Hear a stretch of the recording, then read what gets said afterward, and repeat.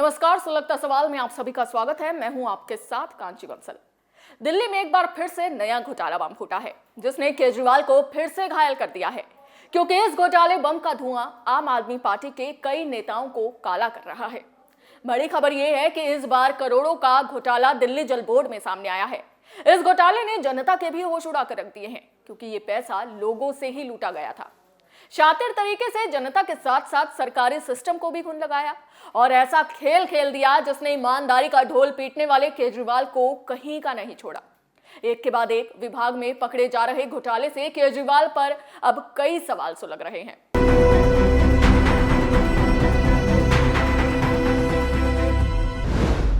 केजरीवाल की सरकार ने कितने घोटाले किए? जल बोर्ड में 20 करोड़ के घोटाले का जिम्मेदार कौन? क्या घोटाले ले डूबेंगे केजरीवाल की कुर्सी? घोटालों में आपके कितने नेता जाएंगे जेल? इन सवालों ने केजरीवाल की कुर्सी हिलाकर रख दी है, क्योंकि अब आम आदमी पार्टी के कई नेता सीधे जेल की हवा खाकर रहेंगे। दिल्ली जल बोर्ड में 20 करोड़ के घोटाले के मामले में भ्रष्टाचार निरोधक शाखा यानी कि एसीबी ने एफआईआर दर्ज कर ली है। आरोप है कि दिल्ली जल बोर्ड के अधिकारियों ने निजी कंपनी और एक बैंक के साथ मिलकर 20 करोड़ से ज्यादा रकम की गड़बड़ी की है। मामला संज्ञान में आने के बाद सितंबर में उपराज्यपाल वीके सक्सेना ने इस संबंध में मुख्य सचिव को एफआईआर दर्ज कराने का आदेश दिया। मामले में गड़बड़ी की रकम को भी वापस हासिल करने के लिए कहा गया था। उपराज्यपाल के आदेश के बाद मामले की जांच करवाने पर आरोप सही पाए गए। इसके बाद एसीबी को मामला दर्ज करने के लिए कहा गया। एसीबी ने भ्रष्टाचार अधिनियम 1988 के अलावा धोखाधड़ी, अमानत में खयानत और आपराधिक षड्यंत्र का मामला दर्ज किया। अब इन भ्रष्टाचारियों से एक एक रुपए का हिसाब लिया जाएगा और पता लगाया जाएगा कि आखिर इन लोगों ने किसके कहने पर दिल्ली जल बोर्ड में घोटाले की प्लानिंग की, अकाउंट बदलकर पानी के बिल के पैसों को लूटा। क्योंकि गड़बड़ी के मामले में पाया गया है कि जल बोर्ड ग्राहकों से लिए बिल जल बोर्ड के खाते में भेजने के बजाय एक निजी बैंक के खाते में भेज दिया गया, जो सीधा सीधा नियमों का उल्लंघन है। अब सवाल यही है कि वो खाता किसका था जिसके अकाउंट में जनता से आए पानी के बिल के पैसे गए और 20 करोड़ की रकम का बंदरबांट कहां तक हुआ। खैर, जल्द ही इस खेल का मास्टरमाइंड भी बाहर आ जाएगा। दरअसल जून 2012 में दिल्ली जल बोर्ड ने कॉरपोरेशन बैंक को 3 साल के लिए पानी का बिल इकट्ठा करने के लिए अधिकृत किया था। इसके बाद इसे 2016 और 2017 में जारी रखने के लिए कहा गया। इस दौरान 2019 में गड़बड़ी का खुलासा हुआ तो तब भी उनके पास ये अधिकार जारी रखा गया। आरोप है कि बैंक ने दिल्ली जल बोर्ड के अधिकारियों से मिलीभगत कर तय नियमों को ताक में रखकर एक निजी कंपनी को बिल इकट्ठा करने और उसे जल बोर्ड के खाते में जमा कराने की जिम्मेदारी दे दी। ये सब उस समय हुआ जब मुख्यमंत्री अरविंद केजरीवाल दिल्ली जल बोर्ड के अध्यक्ष थे।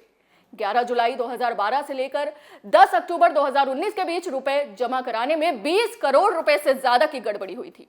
तो इस घोटाले का असली मास्टरमाइंड ये केजरीवाल ही हो सकता है, क्योंकि जब कमान केजरीवाल के हाथों में थी तो जाहिर सी बात है घपलेबाजी का पता तो केजरीवाल को भी होगा। और कहीं ये पैसा बंदरबांट उन पर भी तो नहीं किया गया, इसलिए तो केजरीवाल इस घोटाले पर चुप्पी साधे बैठे हैं। जिन जनता को पागल बनाकर केजरीवाल फ्री बिजली पानी देने का खेल खेलते हैं, अब उसी जनता के पैसों में लूट भी मचाते हैं, क्योंकि जल बोर्ड में हुए घोटाले की ये रकम ग्राहकों से तो ले ली गई, लेकिन जल बोर्ड के बैंक खाते में जमा नहीं हुई। इसके बाद भी मुख्यमंत्री की अध्यक्षता वाले बोर्ड ने बैंक के अनुबंध को साल 2020 तक के लिए बढ़ा दिया। इस गड़बड़ी में आरोपियों के खिलाफ कार्रवाई करने की जगह प्रत्येक बिल के कमीशन को 5 रुपए से बढ़ाकर 6 रुपए कर दिया गया। नियम के तहत बिल के रूप में वसूली गई रकम को 24 घंटे के अंदर जमा करना होता है। इस नियम में भी कंपनी को ढील दे दी गई। छानबीन के दौरान पता चल गया कि रकम फेडरल बैंक के एक खाते में जमा हो रही थी। वहां से रकम जल बोर्ड के खाते की जगह एक निजी कंपनी के खाते में जमा हो रही थी। किसी अन्य बैंक के खाते में रकम का जमा होना नियमों का उल्लंघन था। कॉरपोरेशन बैंक ने इस काम को किया और जल बोर्ड अधिकारियों ने गड़बड़ी पर चुप्पी साधे रखी, क्योंकि उन्हें फायदा पहुंच रहा था। लेकिन जब वीके सक्सेना को इस बात की भनक लगी तो सबके होश उड़ गए। इस घोटाले का पता चलने पर एलजी ने तुरंत एफआईआर दर्ज करने के आदेश दे दिए, क्योंकि झोल काफी बड़ा दिखाई दे रहा था। एसीबी अब मामला दर्ज कर गड़बड़ी का पता लगाने की कोशिश कर रही है, यानी कि अब केजरीवाल का रडार पर आना लाजमी है। अमानतुल्ला खान के बाद केजरीवाल को एसीबी के सवालों का जवाब देना होगा। जब अध्यक्ष केजरीवाल थे तो कैसे उनके रहते इतनी बड़ी घपलेबाजी हो गई? कहीं दाल में कुछ काला तो नहीं है? क्योंकि अब तक केजरीवाल के ज्यादातर विभागों की दाल काली ही निकली है। बचा था जल बोर्ड, उसमें भी 20 करोड़ के घोटाले ने सबके होश उड़ा दिए।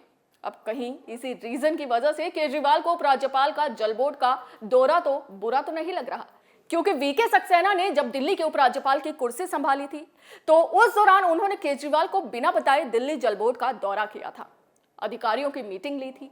इस बात पर आम आदमी पार्टी ने जमकर छाती पीटी थी। खुद केजरीवाल गुस्सा होकर बैठ गए थे और ये कहते नजर आए थे कि जो विभाग उपराज्यपाल के अंडर नहीं आता तो क्यों उपराज्यपाल उस विभाग में बिना केजरीवाल को बताए मीटिंग कर रहे हैं। आप वाले बवाल कर रहे हैं कि वीके सक्सेना उनके खिलाफ साजिश कर रहे हैं। तो अब ये बात साफ हो रही है कि क्यों केजरीवाल ने वीके सक्सेना के जल बोर्ड के दौरे के खिलाफ छाती पीटी। उसकी वजह यही है कि घोटाला बाहर ना आ जाए, लेकिन केजरीवाल के कारनामे छिप नहीं पाए और जल बोर्ड के 20 करोड़ के घोटाले ने सबके पसीने छुड़ा दिए। आम आदमी पार्टी घोटाले से इस तरह घिर गई है कि उसके कितने नेता जेल जाएंगे इसका अंदाजा खुद केजरीवाल भी नहीं लगा सकते।